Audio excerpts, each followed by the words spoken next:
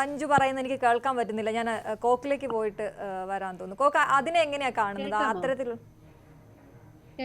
കേൾക്കാം. മഞ്ജു പറഞ്ഞോളൂ. ഈ ലഹരി എന്ന് പറയുന്ന കാര്യം ഇത് ഇന്നോ ഇന്നലെയോ തുടങ്ങിയ കാര്യങ്ങളൊന്നും അല്ല.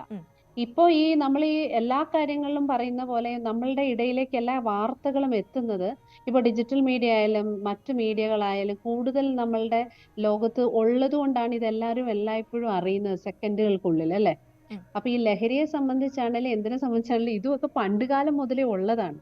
അപ്പൊ ഈ സിനിമയിൽ ലഹരി എന്ന് പറയുന്നത് ഇത് ആത്യന്തികമായി പറഞ്ഞാൽ സിനിമ ഒരു എന്റർടൈൻമെന്റ് ഫീൽഡാണ്. ഇത് മനുഷ്യന് കാണാനും ആസ്വദിക്കാനും വേണ്ടി ഉണ്ടാക്കുന്നതാണ് ഈ ചിത്രങ്ങൾ എന്ന് പറയുന്നത്. അതിൽ ലഹരിയുള്ള കാര്യങ്ങൾ ഉണ്ടാവാം, അല്ലാതെ കുറച്ച് ഉപദേശമുള്ള രീതിയിലുള്ള സിനിമകളുണ്ട്. അങ്ങനെ പല ജോണറുകളില് സിനിമകൾ ഉണ്ടാവാം. ഇപ്പൊ കാണുന്നതെല്ലാം അനുകരിക്കുക, അല്ലെങ്കിൽ സിനിമയിൽ ലഹരി കണ്ടുകൊണ്ട് നാട്ടുകാരെ അല്ലെങ്കിൽ കുട്ടികളൊക്കെ അത് ചെയ്യുക എന്നുള്ളതൊന്നും പറയാൻ പറ്റില്ലല്ലോ നമുക്ക്. അതിനൊക്കെയല്ലേ നമുക്ക് വിദ്യാഭ്യാസവും മറ്റു കാര്യങ്ങളും ഒക്കെ തരുന്നത്. ഇതിനകത്തൊക്കെ ലഹരി എന്ന് പറയുന്നത് വരുന്നത് കൊണ്ട് അത് ഉപയോഗിക്കും കുട്ടികൾ എന്ന് പറയുന്നതിനോട് ഞാൻ യോജിക്കുന്നില്ല. ഒരു പക്ഷെ ഇന്നത്തെ കാലത്തുള്ളവർ ഇതൊക്കെ കാണുമ്പോൾ എൻജോയ് ചെയ്യുന്നുണ്ടാവാം. ഒരുപക്ഷെ അവരുടെ നാട്ടിൽ നടന്നതാവാം, അല്ലെങ്കിൽ അവരുടെ ലൈഫിൽ നടന്നതാവാം, അങ്ങനെയുള്ള കാര്യങ്ങൾ ഉണ്ടാവാം. പിന്നെ അതിനെ കൂടുതൽ പ്രൊമോട്ട് ചെയ്യുന്ന അത്തരം സിനിമകളേ ഇറങ്ങുന്നുള്ളൂ എങ്കിൽ നമുക്ക് പറയാൻ പറ്റും സിനിമാ ലോകം ലഹരിക്ക് പിന്നാലെയാണെന്നോ അങ്ങനെയാണെന്നോ. പക്ഷെ അല്ലല്ലോ. അത് എത്രയോ മനോഹരങ്ങളായ ലഹരിയുടെ കാര്യങ്ങൾ ഒന്നുമില്ലാത്ത എത്രയോ സിനിമകൾ ഇറങ്ങി. ഈ പറഞ്ഞ സിനിമകളൊക്കെ ഇറങ്ങിയ സമയത്ത് തന്നെയല്ലേ ആടുജീവിതം ഒക്കെ ഇറങ്ങിയത്. അപ്പൊ അതുകൊണ്ട് ഒരു സിനിമ എന്ന് പറയുന്ന ഒരു എന്റർടൈൻമെന്റ് ഫീൽഡ്, അത് ആ ഒരു സംഭവത്തിനെ ആ രീതിയിൽ തന്നെ കാണാൻ ശ്രമിക്കുക എന്നുള്ളതല്ലേ ഇതിനെ വിമർശിക്കുന്നവർ ചെയ്യുന്നതെന്നാണ് എൻ്റെ ഒരു ചെറിയ എളിയ ഒരു ചോദ്യം ഞാൻ പറയുന്നില്ല, എനിക്ക് തോന്നിയതായിട്ടുള്ള ഒരു കാര്യമാണ് ഞാൻ പറയുന്നത്. എല്ലാ കാര്യങ്ങളിലും ഇത് ബാധകമാണ് നമ്മുടെയൊക്കെ ലൈഫിൽ ഓരോ കാര്യം എടുത്താലും എന്നാണെന്ന് എനിക്ക് തോന്നുന്നത്. ശരി, കോക്കി, താരമൂല്യം അത് കുറഞ്ഞു വരുന്നു എന്നുള്ളതിനെ എങ്ങനെയാണ് കാണുന്നത്? പോസിറ്റീവായിട്ട് അതിനെ കാണുന്നു എന്ന് പറഞ്ഞു. നേരത്തെ പറഞ്ഞു ലാലേട്ടനൊക്കെ ആ ഇതിലേക്ക് വരട്ടെ എന്നൊക്കെ പറയുന്നുണ്ടായിരുന്നു. അപ്പൊ ഈ സ്റ്റാർഡം എന്നുള്ളതിനെ എങ്ങനെയാണ് കോക്ക് കാണുന്നത്?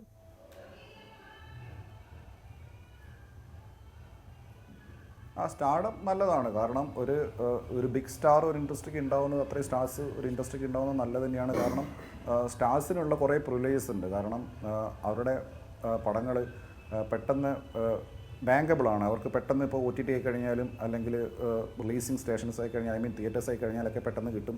പിന്നെ ഫാൻസ് നല്ല സപ്പോർട്ട് കൊടുക്കും. അത് ഇൻഡസ്ട്രിക്ക് മൊത്തം ഗുണമാണ്. പക്ഷെ അതിനപ്പുറത്തേക്ക് കോണ്ടന്റ് ഈസ് ദ കിങ് എന്ന് പറയുന്ന ഒരു പരിപാടി ഉണ്ടല്ലോ. ഇപ്പോൾ ഇത്രയും പടങ്ങൾ വന്നിരുന്നു സ്റ്റാർസ് ഇല്ല, മഞ്ഞുമൽ ബോയ്സിലില്ല, നെസ്ലൻ എന്നൊക്കെ പറഞ്ഞാൽ ഇപ്പം ജസ്റ്റ് പൊങ്ങി വരുന്നേ ഉള്ളൂ. അപ്പം പുള്ളിയുടെ പടമാണ് പ്രേമൽ ഇത്ര വലിയ ഹിറ്റായത്. പിന്നെ അങ്ങനെ ഇത്തരം സിനിമകൾ വരുന്ന സമയത്ത് സ്റ്റാർഡം എന്നുള്ളതിനപ്പുറത്തേക്ക് ആൾക്കാർ എന്താണോ പ്രതീക്ഷിക്കുന്നത് അതവർക്ക് കിട്ടുമ്പോഴുള്ളൊരു സാറ്റിസ്ഫാക്ഷൻ ഉണ്ട്. അത് കൊടുക്കുമ്പോഴാണ് ഒരു സിനിമ വിജയിക്കുന്നത്. പിന്നെ ലഹരിയുടെ കാര്യത്തിൽ ഞാനത് പറഞ്ഞോട്ടെ. ഇപ്പം ആവേശം എന്ന പടത്തിൽ രംഗണ്ണ ഗാങ്സ്റ്ററാണ്, ബാംഗ്ലൂരുള്ള ഒരാളാണ്. അപ്പോൾ പുള്ളി പിന്നെ എന്താ ധ്യാനം കൂടാൻ പോകണോ? പുള്ളി ബാറിലല്ലാതെ തന്നെ പുള്ളി എവിടെയാണ് പോകേണ്ടത്? അപ്പോൾ ഒരു പടത്തിലൊരു ക്യാരക്ടർ ഡിമാൻഡ് ചെയ്യുന്ന പിന്നെ കോണ്ടക്സ്റ്റിലേ കൊടുക്കാൻ പറ്റുള്ളൂ. അപ്പോൾ ലഹരി എന്ന് പറയുന്നത് ഇപ്പോഴത്തെ പിള്ളേരെ നിങ്ങൾക്ക് അറിയാത്തതുണ്ടോ? ഞാൻ +2 പഠിപ്പിക്കുന്ന ഒരാളാണ്. യഥാർത്ഥത്തിൽ ഉള്ളത് പോലും സിനിമയിൽ കാണിക്കുന്നില്ല, മനസ്സിലായില്ലേ? അപ്പോൾ സിനിമയിൽ കുറച്ചും കൂടെ ലെസറായിട്ടാണ് കാണിക്കുന്നത് ഞാൻ പറയുന്നത്.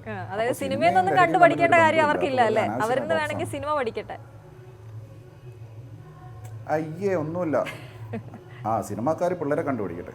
ശരി.